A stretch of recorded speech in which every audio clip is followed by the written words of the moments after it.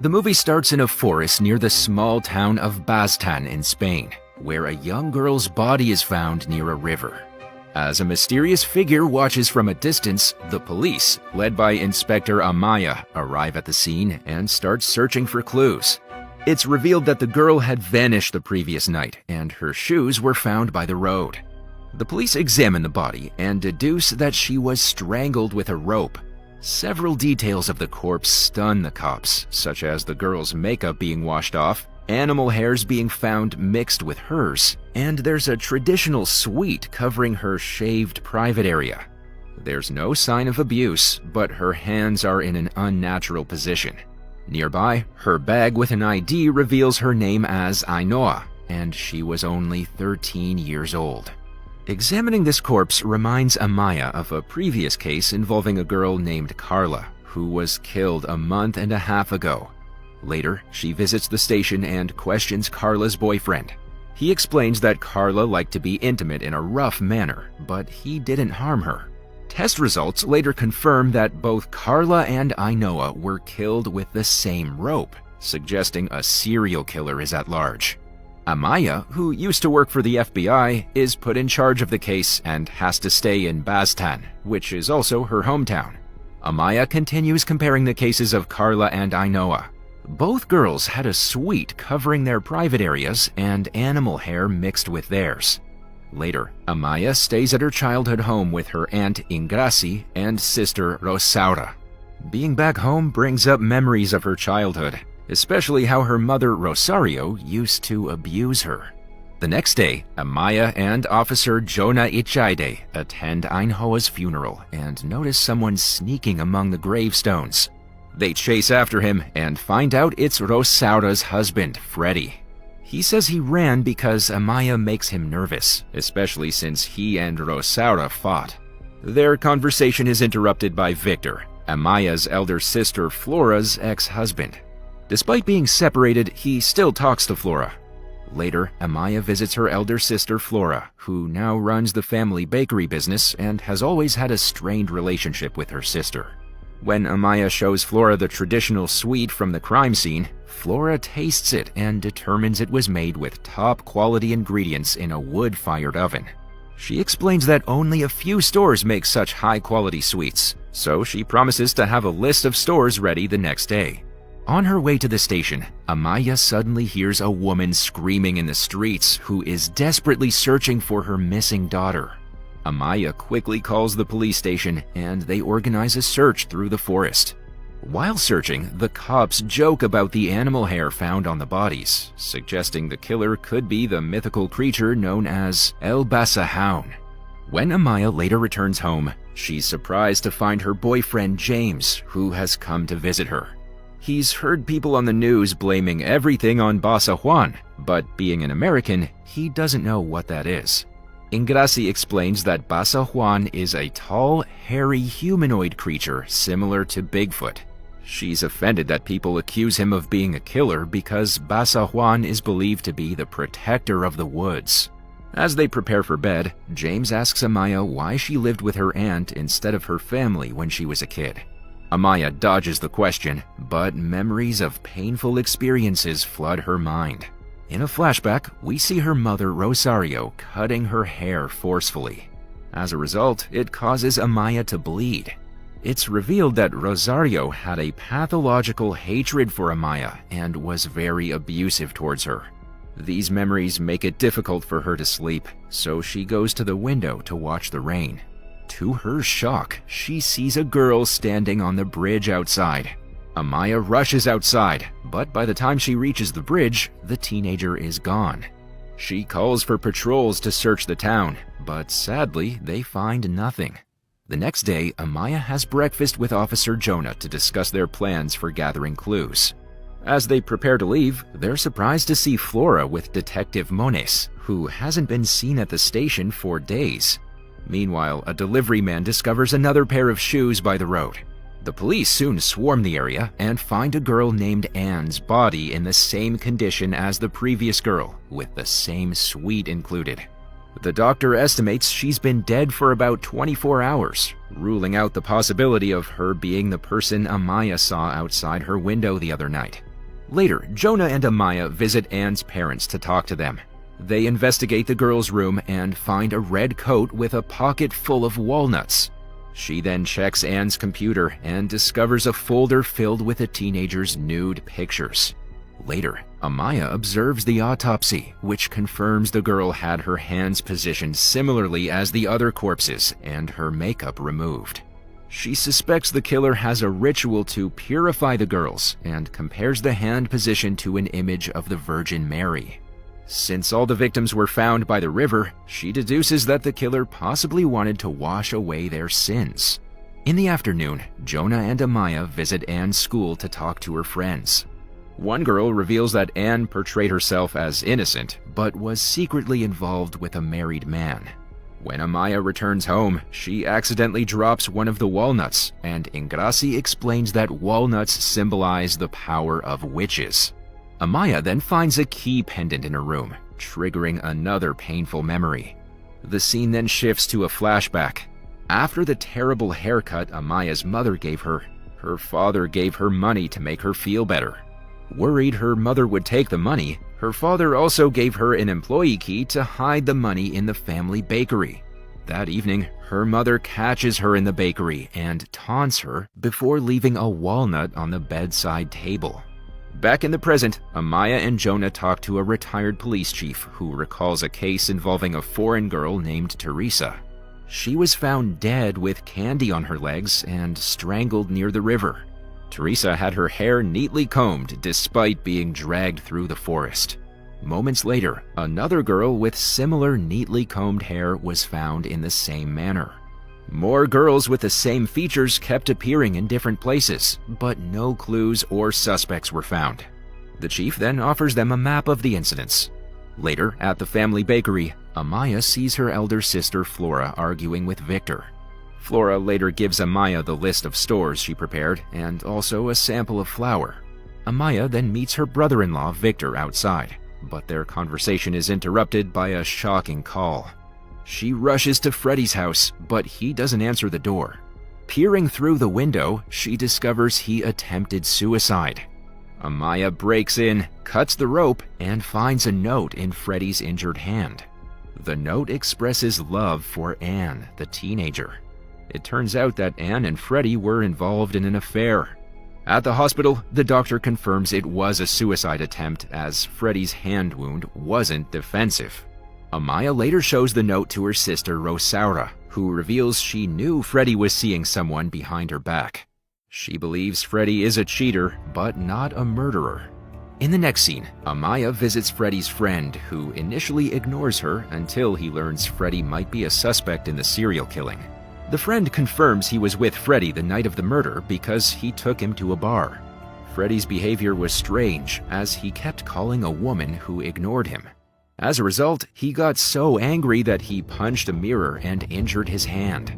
The injury was so severe that they had to rush to the hospital for stitches.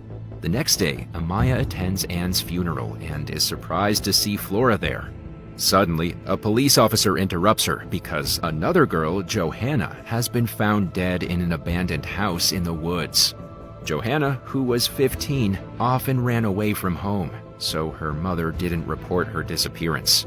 The doctor estimates she's been dead for about a week. Johanna's body is missing an arm, her face is bruised, and there are signs she was strangled by hand.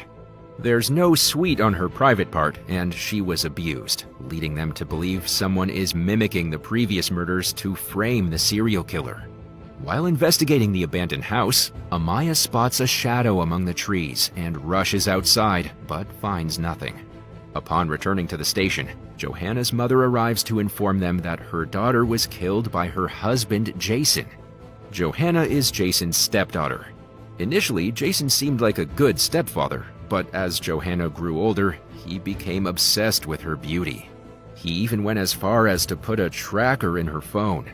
When Johanna disappeared, Jason claimed he had removed the tracker, which seems suspicious. While officers search for Jason, Amaia meets with Jonah, who has uncovered 7 more cases with similar traits. Although these cases didn't lead to any arrests in the past, Amaia and Jonah believe they're connected. They recognize a pattern suggesting the perpetrator was experimenting with a ritual until perfecting it. The first case, 14 years ago, involved the foreign girl Teresa, whose body was found with candies. Over the years, the killer became more violent, and Jonah thinks he targeted girls he saw as behaving badly to teach them a lesson. But there was a gap in between until he struck again. He started with a girl last year who everyone thought fell off a cliff. Her hair was neat, and her hands were positioned like the Virgin Mary's. Amaia and Jonah believe the killer wants people to notice these deaths and spread fear. Amaia asks Jonah to look at old newspapers to see if there's a connection between the towns where the girls were found. The next day, Joanna's stepfather, Jason, is found unconscious. When he comes to his senses, he confesses to abusing Joanna, but denies killing her. He says someone moved him to the trail where he was found. Later, a ranger tells Amaia about a strange encounter in the woods where he heard a whistle and saw a shadowy figure carrying a bag into a cave. When he tried to approach, the figure suddenly disappeared.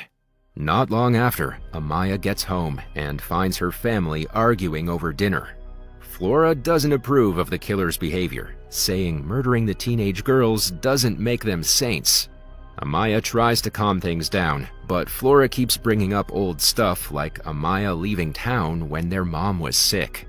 James is surprised because Amaia had told him their mom was dead. When Amaia says their mom is really dead, Flora insults her and leaves with Victor. Just then, Amaia gets a call from the station and rushes over. They tell her none of the flower samples match the one from the crime scenes.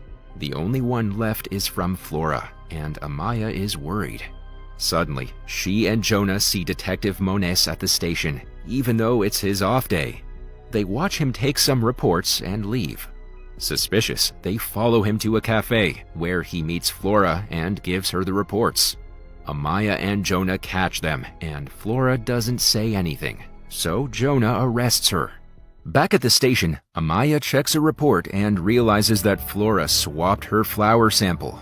Flora admits she did it to protect her business because lots of employees take flour home, and she didn't want to get them in trouble. An argument breaks out, but it's cut short when Amaia's boss summons her to his office.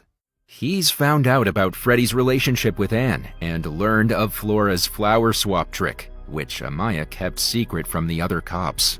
Deciding it's a conflict of interest, he removes Amaia from the case and hands it to Moniz instead. Despite Amaia's attempts to explain that Moniz and Flora are potentially working together, her boss believes Moniz's story that he was only questioning Flora as a suspect. As Amaia leaves, she sees everyone rushing to search for another missing girl. Shortly after, she goes to the family bakery and recalls another traumatic memory from her childhood. She remembers hiding money with her father's key, but her mother, Rosario, accused her of stealing and attacked her. When her father later returns home, he notices the key and rushes to the bakery. There, he finds Amaia buried under flour and left to die by her mother. He quickly digs her out of it and rushes her to the hospital. The doctor reveals that Amaia survived because her bleeding was stopped by the flour. He also reveals that her mother continued attacking her even after Amaia fell unconscious. After her father saves her, Amaia is sent to live with her aunt in Gracie. In the present, Amaia decides to visit her mentally ill mother at the clinic. There, she finds her tied to the bed. She questions her about the murders, but Rosario insults her and tries to attack her. Upset, Amaia leaves the room. A doctor explains that they had to restrain Rosario after she attacked a nurse and ate her flesh while chanting Amaia's name. The doctor also reveals that Rosario's brother-in-law, Victor, who often brings her flowers, visits her frequently. Meanwhile, Jonah discovers Flora in an old newspaper photo. Amaia realizes that Victor, not Freddie, is the brother-in-law who could be the prime suspect. She then instructs Jonah to inform the others while she pursues Victor. Unfortunately, Moniz misses the call because he's exploring a suspicious cave. In the next scene, Amaia's car crashes while racing in the rain. At the same time, Jonah arrives at Victor's empty house while trying to reach Amaia, but he's unaware that she's unconscious in her wrecked car. Meanwhile, Moniz and his team venture deep into the cave and discover numerous human bones, including those of children and a severed woman's arm. Elsewhere, Victor prepares his latest victim for the ritual by brushing her hair. While this is happening, Amaia awakens to a loud whistle. She somehow manages to step out of the car and spots the mystical Basa Juan in the fog. Following him, she exits the forest and arrives at a mysterious house. Inside, she hears a familiar song her parents loved and discovers a suit similar to the ones found at the crime scenes. She suddenly hears a girl screaming, causing her to draw her gun and search the house. She finds a collection of newspaper clippings detailing the murders and photos of the victims. Suddenly, Victor attacks her, injuring her arm with a rolling pin. When questioned about the murders, Victor rants about the girls' unholy behavior. He claims that he taught them purity just like Flora and Rosario preached. Amaia manages to stab his leg with a shard before fleeing. As Victor pursues her, Amaia wounds him further before escaping. Eventually, she finds the captive girl and begins untying her. Before Victor can harm them, he's shot twice by Flora. Later, at the station, Amaia explains the entire case to the team.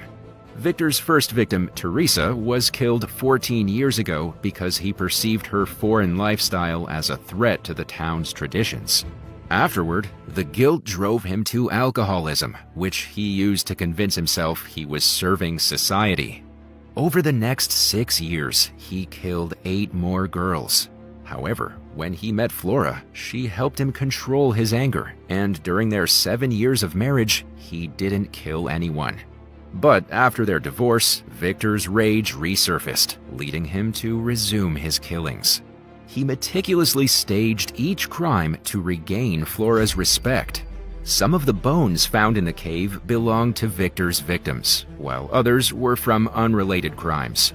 A few weeks later, Flora publishes a book about the family business, mentioning her mother as the true guardian of the town's purity. The movie ends with Amaia and James sharing the news with Rosaura and Ingrassi that they're expecting a baby.